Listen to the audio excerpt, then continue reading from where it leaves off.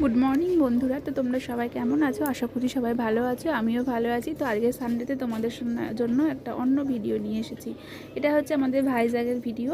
তো সমুদ্রের পাড়ে যে সাবমেরিন মিউজিয়ামটা করা আছে সেটা আর কি দেখতে গেছিলাম খুবই অল্প সময়ের জন্য, যেহেতু আমরা ওখানে ছিলাম।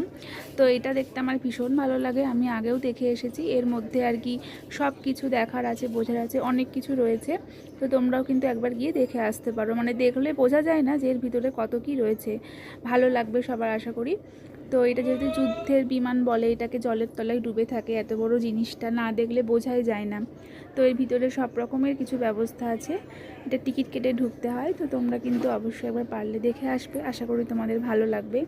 তো আজকে যেহেতু সানডেতে ভাবলাম তোমাদের সঙ্গে একটা স্পেশাল কিছু শেয়ার করি, তার জন্য এই ভিডিওটা আমি শেয়ার করছি। তো এই দেখো, এটা পুরোপুরি ছবিটা। যদি বন্ধুরা তোমাদের ভালো লেগে থাকে এটা, তাহলে প্লিজ একটা লাইক করো আর পাশে থেকো। টাটা।